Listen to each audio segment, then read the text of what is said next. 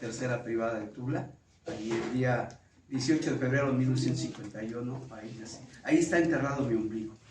Creo que muchos saben de ello, ¿no? Sería muy hablar en 3 minutos de don Octavio, pero eso yo partí de una primera pregunta. ¿Todos conocieron a don Octavio? ¿Perdón? ¿Quién sí? ¿No? ¿Quién conoció el museo? Si no lo conocieron a él, ¿quién conoció un museo? Mire, ¿El institucionalizado que está en libertad? En libertad, así es, en libertad, en libertad. Ese fue el segundo museo, digamos que sería el tercero, ¿no? El primero fue en donde estaba la pulquería El Paso del Norte, no sé si la conocieron ustedes. Ahí él desenterró las osamentas del príncipe para que nosotros entendiéramos el nivel de jerarquía de este personaje, ¿no? Al príncipe Tlaltecatzi, ahí encontró sus restos, ¿no? Ahí los exhibió él. Posteriormente, Antropología, que era el deseo del príncipe, lo recogió y actualmente está en las bodegas él, los restos del príncipe Tlaltecatzi, en las bodegas del Museo de Antropología e Historia, ¿no? El segundo museo estuvo en la casa de mis padres, en la tercera privada de Tula número 7. Ahí fue donde llegó Camacho Solís, ¿sí? Camacho Solís, que le encargó en ese entonces, no recuerdo honestamente el nombre de su compadre, que era el delegado en ese entonces, todavía delegaciones de aquí de Azcapotzalco, fue el que le encargó de la creación del museo, lo cual don Octavio no se lo creyó, porque obviamente creerle a los políticos, disculpen por todos aquellos que están en el campo de la política, no se les cree, ¿no? Entonces, un día, la anécdota de don Octavio, llegó un representante de la delegación, dijo, venga don Octavio, le voy a enseñar en dónde va a estar el museo, y efectivamente, ese lugar donde estuvo el museo del pueblo, el príncipe Tlaltecatzi, que fue saqueado, como dice Marcelino, donde quedaron todas esas piezas. Dicen que algunas de las piezas, cosa que ojalá algunos de ustedes que visitaron el museo de don Octavio, se dieran una vuelta en el museo de Sosombo, parece que algunas piezas están ahí, pero las otras no sabemos, ¿no? Piezas inclusive, pues realmente si ustedes lo conocieron, era un museo viviente, digo yo, porque don Octavio encontraba la pieza y te decía cuál era el significado, ¿no? ¿Quién le había dicho de dónde lo tenía que rescatar? Este pequeño folletito que Marcelino hizo el favor de entregarme, yo lo redacté, es decir, don Octavio recibía el mensaje, lo escribía, ¿sí?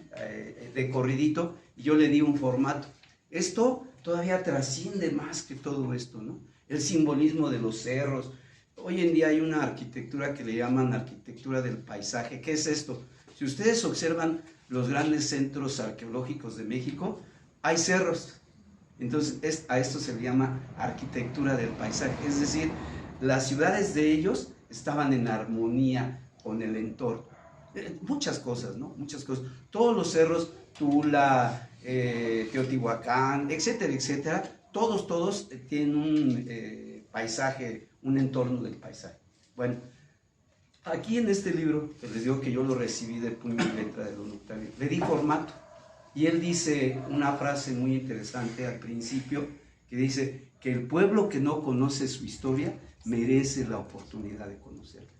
Y fíjense, no la conocemos.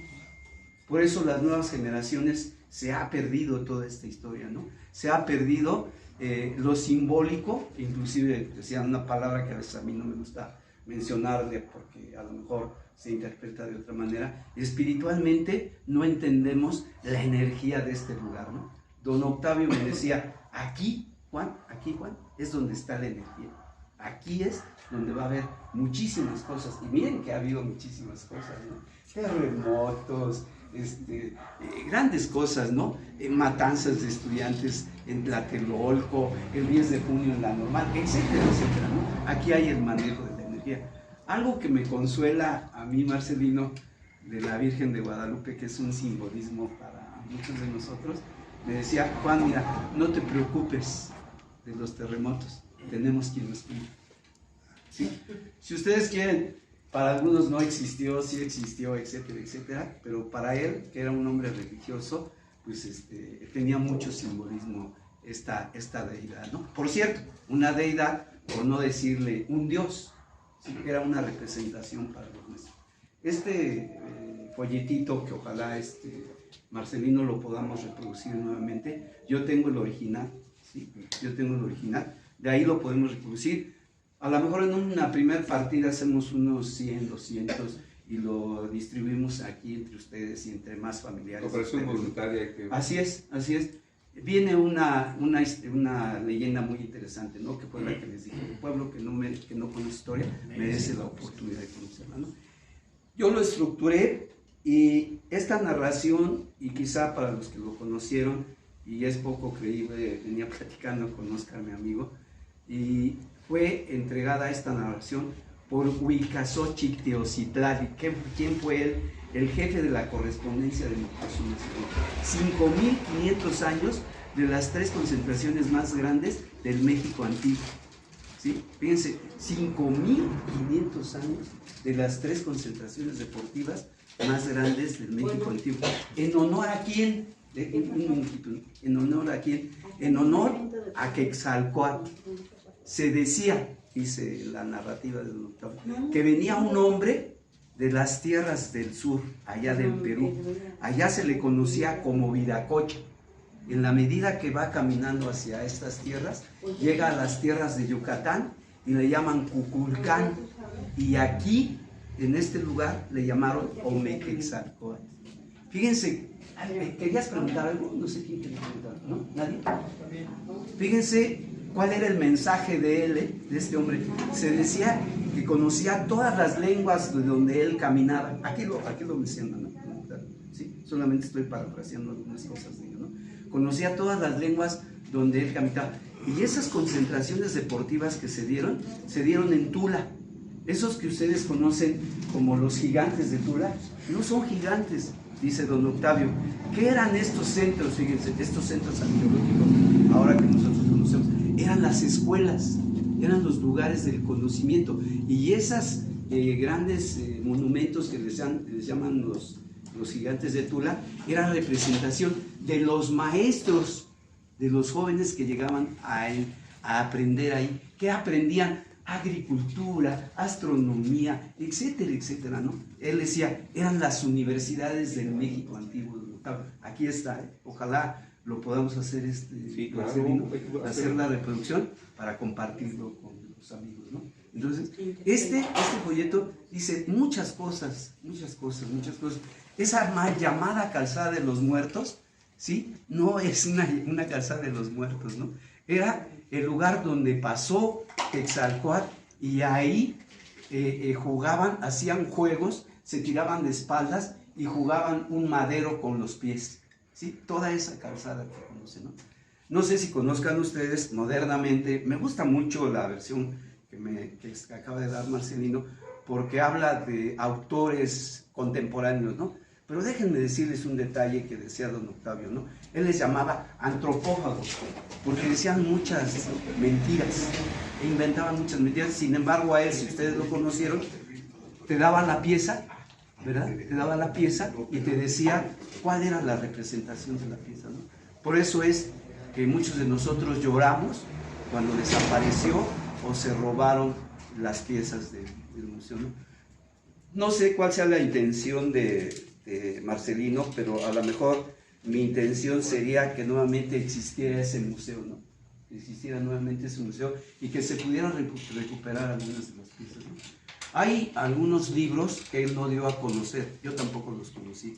Hay algunas versiones de él, lo que realmente representan esos lugares arqueológicos, ¿no? No sé si sepan ustedes que abajo de la pirámide del Sol hay una cueva, ¿sí? Bueno, ahí la Universidad Nacional puso un aparato para detectar unas partículas que vienen del Sol que se llaman muones, ¿sí? Esas partículas nos penetran a nosotros, pero no nos dañan.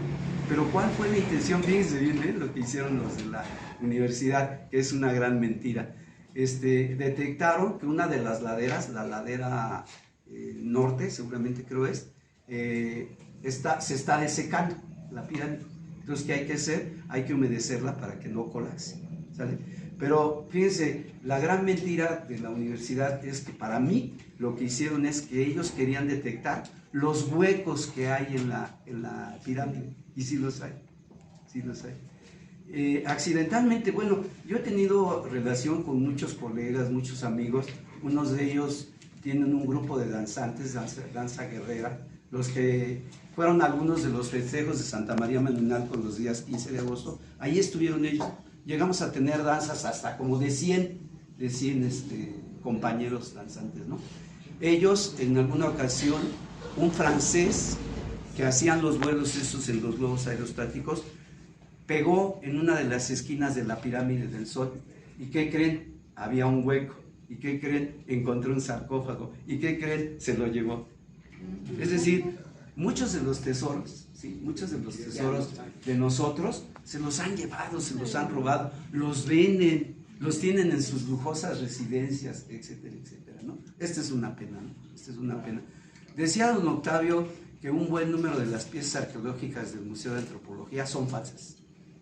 ¿Sí? Todas son copias y que las originales pues están en otros lados, ¿no? No sé si supieron ustedes, no sé en qué año, soy muy malo para los años, que robaron el Museo de Antropología.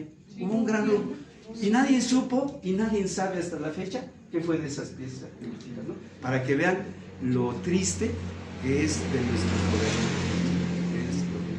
gobernantes. Entonces, yo creo que nosotros les vamos a compartir este folleto. Y fíjense bien de dónde venían los aztecas, ¿eh? De Aztlán, la Atlántida. O sea, nuestro origen, muchachos, permítanme decirle así, es mucho más trascendental, ¿no? Más trascendental que muchas de estas cosas que nos están dando, ¿no? Aquí lo dice él, aquí lo narra. ¿Quién se lo narró? Lo voy a insistir. Ilhuicaxochitl Teocitlali, jefe de la correspondencia de Moctezuma II. Él fue el que se lo narró, ¿no? A lo mejor ustedes no lo creen, que un alma del pasado le haya relatado a este señor ese tipo de cosas, pero aquí está, ¿no? Aquí está plasmado, ¿no? El papel de las mujeres. Hoy en día yo vi a la joven que estaba aquí al frente, ¿verdad? Cómo las mujeres han tomado un papel y el papel que debe de ser, ¿no? No de la lucha feminista y eso, ¿no? Ahí, les recomiendo este librito también, ¿no? El librito de Tlacael, el azteca entre los aztecas, de don Antonio Velasco Piña, que tuve el placer también de conocerlo, ¿no? Yo los encontré, a don Octavio y a don Antonio Velasco Piña, ¿y qué creen que hicieron en el diálogo entre ellos? Nada. El diálogo es de otra manera. ¿Sí? Entonces, se encontraron, conoció don Antonio Velasco Piña el museo ahí en la casa de mis padres, ¿sí? Y no hablaron nada. Déjame comentarte esto, porque también excelente tu intervención. Te voy a comentar la intención cuál es. En primera, a mí me dijo mi compañero Vaca que ibas a venir y por eso traje esto. Qué bueno que tienes original. La intención es volver a darle cauce a lo que representa don Octavio. Lo han dementado mucho. Tenemos un busto en el Centro Cultural Texcoco que se mandó a hacer. Espero que nos encontremos más. Tú traes el original y es importante. Porque voy a decir una cosa, ahorita que habló de Velasco Piña, esta cruz es un fragmento, esta cruz debe tener unos 300 años, es un fragmento del plato de plata, se los puedo confirmar porque este trabajo de 20, 15 años de José Antonio González Gómez es real. Don Velasco Piña tiene un libro que se llama El Palacio Ancestral, el Palacio Mágico Ancestral. ¿Sí? Que habla de cómo hicieron el Palacio Nacional. Precisamente un arquitecto que hizo esta obra era de una hermandad de Quetzalcóatl y ellos tenían esa costumbre, rompían el caracol y lo grababan. Nuestros antepasados tepanecas hicieron lo mismo con el plato de plata. Hicieron fragmentos y se lo entregaron a cada uno de esos señores de los pueblos, barrios. De esa hermandad. Por eso para mí es un gran honor, esto yo lo guardo encarecidamente. Y le voy a decir esto, ese plato de plata es una remembranza de esto. Según precisamente el códice Tlachiloya. Este es un simbolismo también muy importante. Ahí ya no he investigado mucho, dice que es es pulque, el pulque azul, es una bebida que se hacían, pero yo no quiero comenzar ahí a meterle, pero eso eran rituales. El caracol, para poder tener, como también cuando tú no es de morena, se pone uno sus distintivos, pero claro, eso era mucho más sagrado. Yo haría este ejercicio, porque interesantísimo, porque además, si la gente nos dice, oye, está interesante, a lo mejor le entramos otro día, repitan el conversatorio, sería bueno, pero hacer planes para el 20 de noviembre, un homenaje a don Octavio ya más formal, porque además él lo hacía el 20 de noviembre. Sí. Y queremos también, si hay la oportunidad, que a mí me dio una entrevista, porque Marcelino y yo estamos recuperando esa memoria. Él está escribiendo una novela sobre sus experiencias con don Octavio y yo estoy haciendo una recopilación histórica de este personaje tan importante para la historia de Azcapotzalco, y en este momento que se aceptan estas otras visiones, estas maneras oníricas, filosóficas de encontrar el conocimiento, y que nos alejemos de, desacreditar a las personas si tienen o no tienen un documento, eso a veces no hace mucha diferencia, y que podamos recuperar este personaje tan importante de la historia de Azcapotzalco para que pues sea preservado su legado para las siguientes generaciones. Desafortunadamente, miren, todas las cosas se politizan, todas las cosas se politizan. Yo les sugeriría que este homenaje que ustedes mencionan, que él hacía precisamente cada 20 de noviembre, ¿y por qué el 20 de noviembre? Porque ese fue el día que él nació, ¿vale? Su ombligo está enterrado ahí, en el museo, ahí en una vecindad al lado, su ombligo está enterrado ahí. Entonces, cuando él le dijeron, aquí está el museo, él se sorprendió, ¿no? Dijo, aquí está enterrado mi ombligo. Algunos de ustedes yo creo que sí saben el simbolismo de eso, ¿no? Antes a las casas, nuestras madres, las asistía una partera, nos cortaban el ombligo y ahí en ese lugar enterraban tu ombligo. Por eso es que ahí están tus raíces. ¿De veras usted en Libertad? ¿Él nació en Libertad? No. Ahí él nació en Libertad, posteriormente emigró, ¿no? Él migró. Sí. Su vida fue muy azarosa, ¿no? Después platicaremos de algunas cosas más que yo tuve la oportunidad. Él fue amigo de mis tíos, de mi padre, por ejemplo, ¿no? Le gustaba mucho el box a Octavio, es más, boxeaba. Le decían el canguro. Le decían el canguro porque brincaba, ¿no? Brincaba. Parte de la historia. Fue muy azarosa su vida, ¿no? Él en alguna ocasión me decía, mira Juan, mis ancestros me dijeron que a mí me van a faltar muchas cosas, menos comer. Entonces, había una gran lluvia, él no tenía nada que comer, llegaba alguien, tocaba a su puerta, no sé, Marcelino, llegaba Marcelino con una caja de galletas. Comía. A comer. Dulces, refrescos y tabacos. Cigarros, ¿no? Sí. Café y cigarros. Vicioso como él solo, ¿no? No dejaba el cigarro. Sí. Fue amigo de María Sabina. Sí. De Pachita también. Fue amigo de Pachita. Hay un libro por ahí muy distorsionado que dicen que Pachita nació y curaba no sé en qué colonia. No es cierto. Pachita curaba ahí donde está el Walmart ahí donde estaba la refinería. Ahí curaba Pachita, ¿sí? Porque ahí ella curó a Leodán. Leodán era alcohólico. Leodán le dedicó una canción a Pachita. Sí. ¿Qué canción? Ahorita ya no parafraseo la Arenal, ¿no? Estaba en Arenal. Hay otra versión. Mira, no sé cuál es la colonia. Te digo, ya me descolonicé yo. Hoy que regresé después de muchos años que no venía a encontrar a Oscar y para mí esto es feo. O sea, lleno de autos, ¿no? Yo conocí San Sebastián porque yo fui aquí a la escuela Esteban Vaca Calderón, le decíamos la escuela del llano, y mis amigos, algunos de mis amigos vivían aquí. Entonces yo cuando venía a San Sebastián, era una callezota de tierra, ¿verdad? El Gato, Edgar, Juan, ¿no? Muchos de ellos vivían aquí. Poco sabía de la colonia Electricistas, que ya después llegó a sentarse, ¿no? Entonces yo me formé aquí en esta escuela, ¿no? Yo les presumo mucho a la gente porque yo digo, soy hijo del Politécnico, porque estudié desde la secundaria en el Politécnico. ¿Qué estudiaste, Juan? Soy ingeniero mecánico industrial y después estudié una maestría en educación matemática. Me dedico a la enseñanza de las matemáticas, ya para retirarme, con mis amigos, ya está muy pesado el asunto, ¿no? Esto de la nueva escuela mexicana es un embrollo, ¿eh? Yo tengo una visión muy diferente a lo que acabo de tomar. Por cierto, les recomiendo, vean los videos de Paco Ignacio Taibo II. Él sí dice cosas muy, muy interesantes de la historia de México. Rescata muchas cosas interesantes, ¿no? Por ejemplo, del vencimiento de los franceses ahí en Puebla, ¿no? Menciona cómo Zaragoza, fíjense, ¿saben qué era Zaragoza? Era sastre. ¿Y saben qué hacía Zaragoza? Cosía los uniformes de sus soldados. ¿Sí? Y dice Paco Ignacio Taibo que cuando fue la batalla de Puebla, circulaba, y así lo simula Paco Ignacio Taibo, a mí me gusta ser como profesor, ¿no? Circulaba con su caballo y decía: vamos a luchar con el mejor ejército del mundo, pero nosotros somos los mejores mexicanos. Y entonces decía que tenía una voz de pitillo, ¿no? Pero que la repetía la primera fila, la segunda fila, la tercera fila, y aquello era un esplendor. ¿Sabían ustedes que los nuestros, los nativos en Puebla, lucharon descalzos? ¿Sí? Lucharon con palos, lucharon con rifles que no tenían balas, etcétera, etcétera. O sea, se les recomiendo a Paco Ignacio Taibo. A lo mejor él es de origen español, ¿no?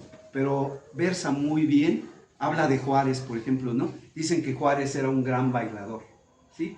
Y que cuando andaba allá en la huida, en la Reforma, llegó a Veracruz, o no es cierto, allá al norte, a Nuevo León. Entonces las ricas del lugar lo invitaron a bailar, pero él no quiso ir a bailar porque sus zapatos tenían hoyos, los de Juárez. Y entonces dicen las ricas, pues le compraron sus zapatos, le compraron su traje, y Juárez fue a bailar con las ricas del lugar, ¿no? Anécdotas de estas son las que yo digo que deben de darse ahora a los niños en las escuelas, ¿no? Para que conozcan un tanto de la historia de nuestros personajes del pasado, pero los humanos, ¿no? No los de cartón, no los de calles, ¿sí? Digo de calles porque esta calle se llama Nopatita del Liceo, por lo que tú decías, ¿sí? Pero pues dice la calle fulana de tal, fulana de tal. Por cierto, la falsedad de Eulalia Guzmán, no es cierto que Eulalia Guzmán encontró los restos del señor Cuauhtémoc. No sé si conozcan el lugar ustedes. Izcatiopan está arriba de Tasco, muy arriba, ¿no? Es un pueblo muy bonito porque, ¿qué creen? Las calles son de mármol, pero ¿por qué creen? Porque ahí hay canteras de mármol. Y ahí hay una esfinge de Cuauhtémoc, y ahí están los restos del señor Cuauhtémoc. Deja comentarte, don Octavio precisamente participaba en Izcatiopan y me decía, dice, bueno, yo hago porque ya quedó como de una manera fincada toda esa idea, había mucho clientelaje, y pues sí participaba en una carrera. Dice, pero él sabía la realidad, también iba más que nada por también promover la cultura. Te voy a interrumpir, porque ya ves que el programa era sí, yo respeto, sí. Inclusive es interesantísimo. Yo creo que deberíamos de seguir todas estas charlas, esos conversatorios, porque yo creo que ustedes también ahorita pues, estamos bien atentos, ¿no? De todo lo que nos dice Rivas, que yo lo vi 1 o 2 veces, que fue cuando alguna vez yo le dije a don Octavio, en mi acercamiento era porque había un amor y cariño a la tierra por todo lo que sabía. Y casi yo quería que me dijera, tú te vas a quedar con el museo. Y me dijo, Juan Rivas. Pero Juan Rivas agarró otro camino que fue el camino de la docencia. Pero sacrificado camino de la docencia. Y tú dices, ¿cuál es el objetivo? Es a lo que invitamos desde hace 1 año más o menos, con Vaca estamos. Hay que dar muchas cosas, muchas cosas. Entonces, por eso, esto está inacabada la plática. Pero, compañero Juan, el 20 vamos a ver, vamos a seguir platicando. Yo les iba a sugerir, ¿por qué no lo hacemos, me incluyo? Ojalá lo hagamos en domingo, no sé. Sí, no vas a acomodarlo. Enfrente del museo, lo que fue el museo. A lo mejor nos va a llegar la chota, no sé. Ahorita estamos fuertes. Que tenemos el busto en Texcoco también. Yo de joven, porque la gente del 20 se va de puente. así es, yo de joven. Sí, ¿verdad? O la otra semana sería bueno. Yo vivía aquí, ahí en Camarones, en la tercera privada de Tula, y no nos dejaban jugar en el camellón, nos correteaban. la Julia los correteaba. Entonces, yo lo viví, ¿no? Todo estaba prohibido. Fui participante del 68, del 71, etcétera, etcétera. Y bueno, pues esas rayitas sí me asustan, ¿no? Por lo feo que están. ¿Sabes por qué me atrevo a decirte? Nos llevamos nuestros tenis. Porque te vas a conmover. Porque hace, ¿cuántos años, Marisol, mandamos a hacer ese busto que está ahí esperándonos para que tengan un sitio? Porque tú dices, bueno, ¿cómo estas personas? Ahí en el Texcolco tenemos. Y ahí está guardado. Necesita una placa. Necesitamos el sitio donde. Mejor. Bueno, ya el monumento este que es para que lo vean los perros, pues ya está ahí apartado. Pero necesitamos un buen lugar para don Octavio. Pero sí, jóvenes, ¿ustedes cómo se sienten? Si quieren, pues los relatos de Juan están fabulosos. Miren, pero yo ustedes les vean. invitaría, que va a ser una lucha Sí, difícil. que es otro conversatorio. Ojalá el señor presidente, ese espíritu mexicanista que tiene de nosotros, ojalá nos pueda ayudar, pero sería rescatar el museo, ¿no? Pero no es una lucha fácil, porque no sabemos dónde quedaron muchas de las piezas. Seguramente se las llevaron muchos de ellos, ¿no? Les decía, cuando mencionaba a María Sabina, fue a saludar en alguna ocasión a María Sabina y le dijo, andas bien malo, porque le dijo, no debes de cobrar. Tú sabes que el don que nos dieron no es para cobrar, ¿no? Y se enojaron ahí en un gran encuentro, ¿no? Y le regaló un jarrito que decía Sabina, de hongos. Le dice, ándale, para que te cures. Ponte bien pacheco. Don Octavio agarró los hongos, los tiró y conservó el jarrito. Estaba en su No le pequeño quiso entrar comedor, al alucinógeno. y cada que hablaba de María Sabina, el jarrito se balanceaba. Sí. ¿Y el chaneque? Pues no sé dónde quedó seguramente unas señoras que estuvieron en los últimos días de su vida se quedaron con él. Sí. Unas señoras que viven aquí en unos condominios que están por la Hay que arrastrar ese Sí, chanequito. bueno, vienes, tú tienes referencias de algunas otras cosas, hay ese esfuerzo. Creo que fue un buen momento para que vieras que sí hay gente que sigue conservando. Pues que ojalá, ¿no? Y porque era lo Y más que podamos importante. reunir, hacemos labor, Jesús, hacemos labor ahí en Malinalco, con los Mier, etcétera, etcétera, ¿no?